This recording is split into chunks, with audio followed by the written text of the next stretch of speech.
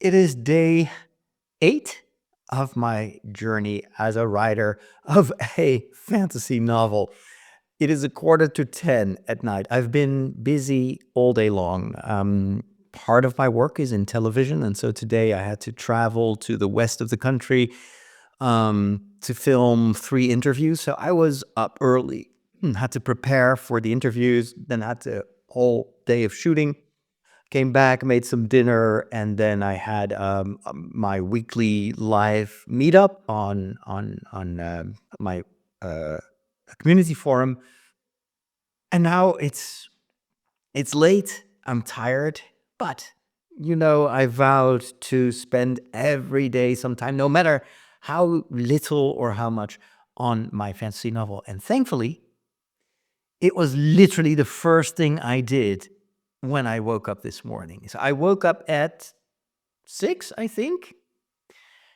And I realized that I had been thinking while I was sleeping about this first chapter of my novel that I wrote down yesterday. And apparently, still wasn't completely happy with what I came up with for that first chapter. I woke up with an additional idea. So, what to do? I didn't want to get out of bed to sit behind a computer before I even had coffee.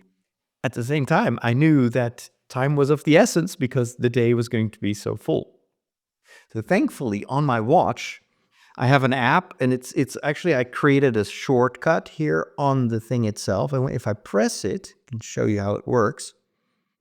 It will show you this red dot. Can you see it? Ah. Anyway, so no, it's out. Wait, where did it go? Here it is. Right now. Okay, so apparently, if I turn it like that, it's a red dot, and it's an app called Just Record, and it's literally that. You press it, and so actually right now it's recording myself. The audio quality is quite good, so you can just talk to your watch, and then it syncs it. It automatically uploads it to iCloud, so I can access it on the computer and also on my phone.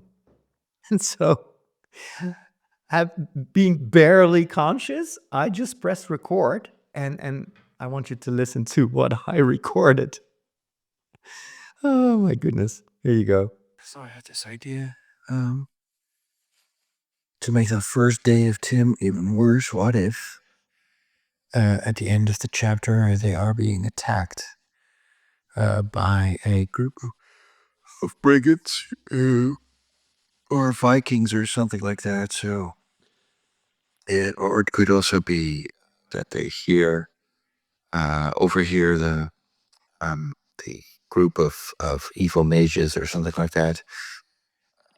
But something more exciting happens in the sense that um, maybe because Tim and the other guy are falling behind, that's when they hear the they stumble upon the bad guys or something like that that are going to attack uh, the camp. I don't know. So maybe we should introduce either the main enemy or like a temporary enemy. I like the idea of having brigands trying to rob the monks or attack the monks, or we could see a little bit of their defenses.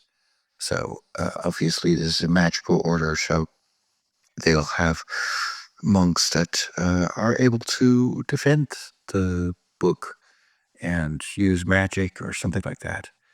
So anyway, as I was thinking, it's 6 o'clock in the morning, and it's like normal people don't have this, but I think it shows that I have the virus. Like it's like there's not a single moment of the day that I'm not somewhere in the back of my mind thinking about the story. And actually, this is not a bad idea. And I'm talking about this as if I didn't record it because I have no recollection of this. I found this in the iCloud. I was like, "What? Did I actually record this?" So I think the idea is I want to raise the stakes in the first chapter. So yesterday I shared with you that I wanted to have this moment of Save the Cat where Tim actually does something very kind. He gives up his opportunity to play a major role during the ceremony because he wants to help this poor guy who fell out of the tree. But it also felt a little bit too small, too insignificant, too mundane. And actually to have these roaming, like this group of brigands or Vikings. I mean, after all, we're talking Middle Ages. We're talking about the time that these Vikings were raiding the real Ireland. So why not in my fantasy version of Ireland? And then they, of course, just think treasure. These monks are carrying around this golden shrine, and they think it's a huge. It's just a book. They don't know that, and they don't obviously don't know about the real value of that book. And it also gave me another idea, thinking a bit more about this. Because initially I thought, well, what if the attack happens while they are performing the ritual, right? But it's and then also, I came up with a place where maybe this would have happened. It could be Clonmacnoise, which is in the center of Ireland. It kind of makes sense that if you want to do something for the entire country, you do it at a site where everyone is at the same distance, more or less. But maybe I'll come up with a more spectacular site. I don't know. But anyway, um, the downside of having the attack and the subsequent killing of the other monks take place out in the open there is everybody sees it, and so it becomes all of a sudden a national issue.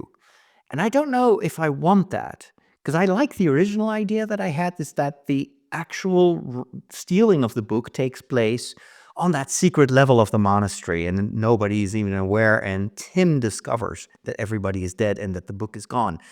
So what this first part of the book could do is to establish the power and the value of the book. I can take some time to show the ritual, to show why that book is so incredibly important, because it gives people hope and strength and whatnot. And then once you have established that, the actual robbing of the book becomes more dramatic and has more weight.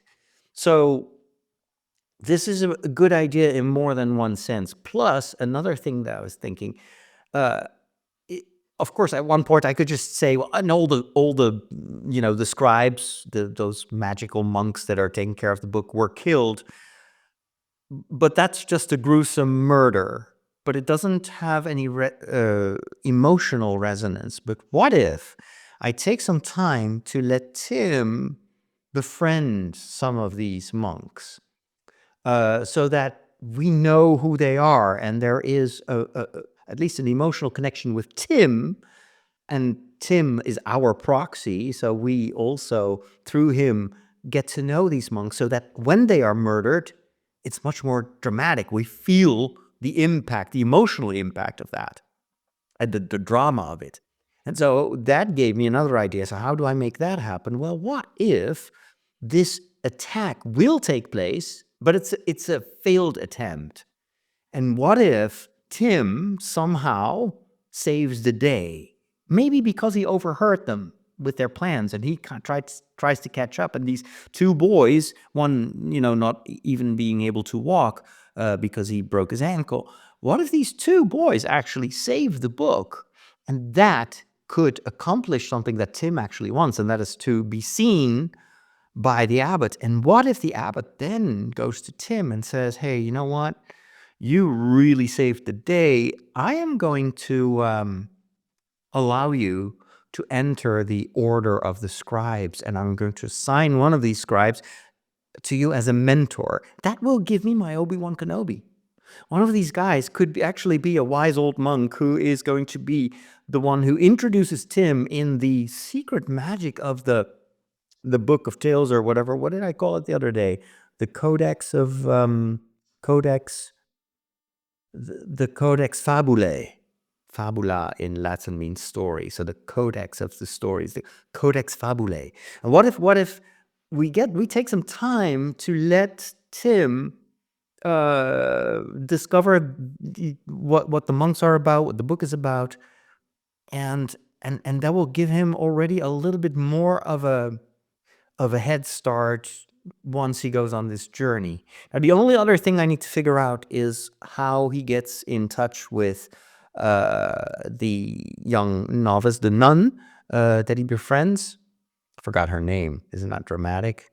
Something with an A. Anyway, it's been a long day. But anyway, so I still need to come up with that.